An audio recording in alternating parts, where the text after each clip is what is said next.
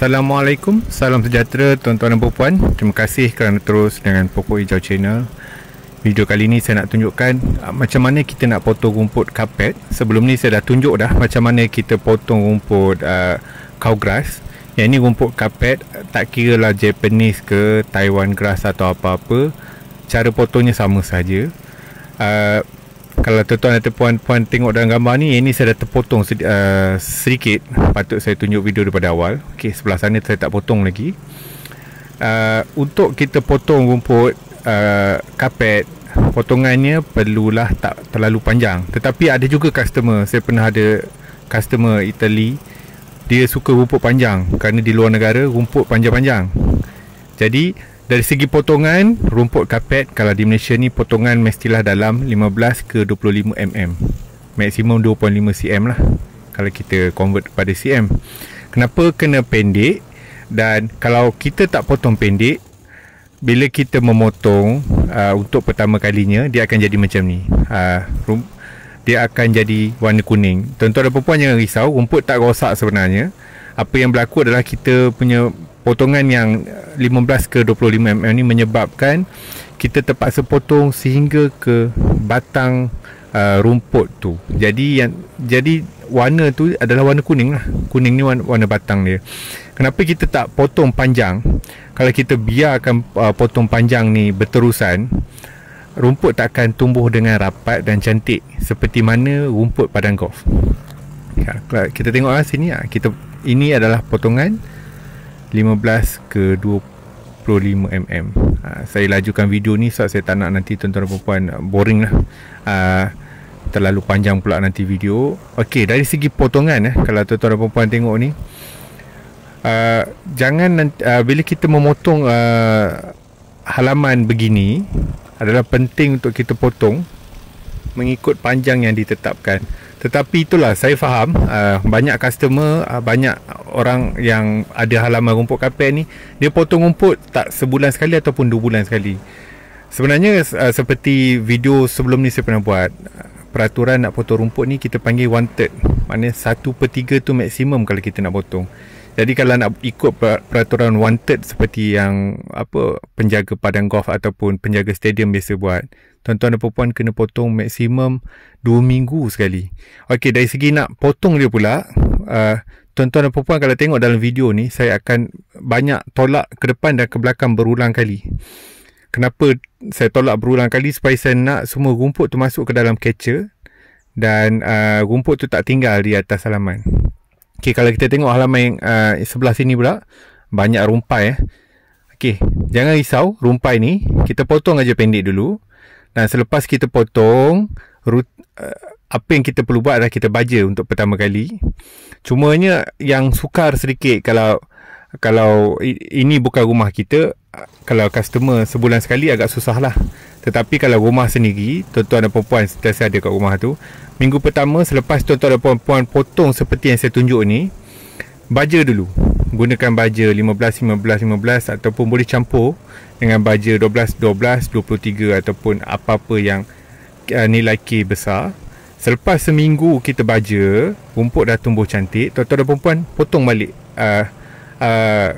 antara 15 ke 25 mm.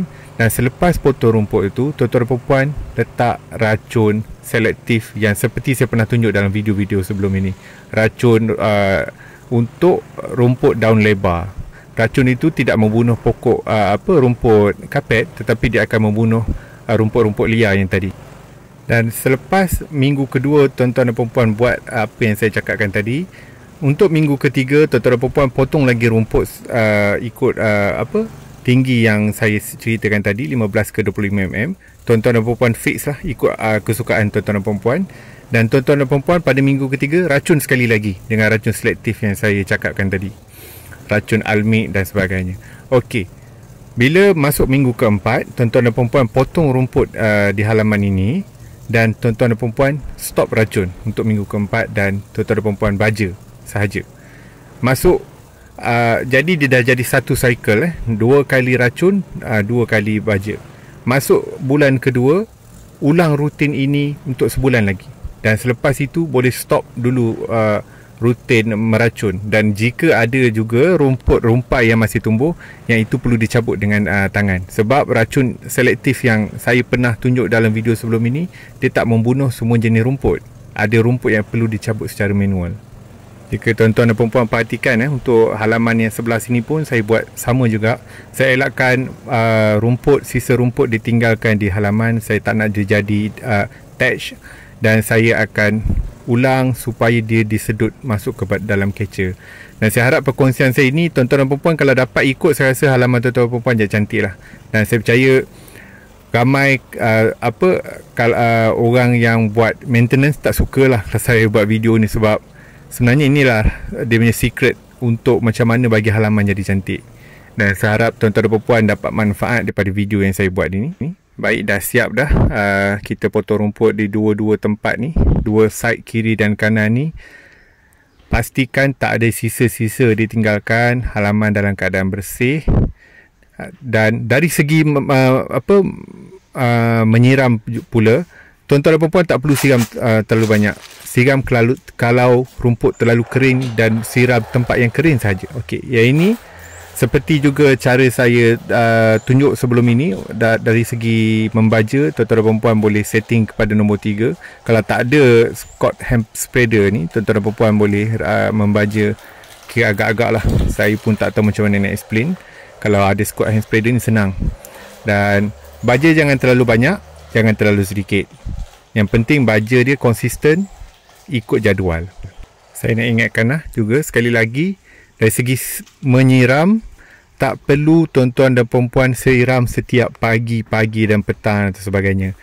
Siram terlalu kerap dan air yang sedikit akan menyebabkan akar rumput ni jadi manja. Akar dia tidak masuk ke dalam tanah untuk mencari air. Apa yang berlaku kalau orang yang selalu siram dan siram sedikit-sedikit ni, akar dia akan jadi tak masuk ke dalam dan rumput dia cepat terjabut. Apa yang tuan-tuan dan perempuan boleh buat, kalau untuk halaman yang macam ni, rumput dia dah graduate, dah matured, kita hanya perlu siram pada musim panas. Kalau kita dapat nampak ada spot-spot yang nampak kering, siram di situ saja, buat deep watering. Okey, dari segi siraman, macam mana nak siram, tuan-tuan dan perempuan boleh rujuk video cara saya siram. Di situ saya ada tunjuk macam mana siram. Siram deep watering, tak perlu siram macam biasa. Okey.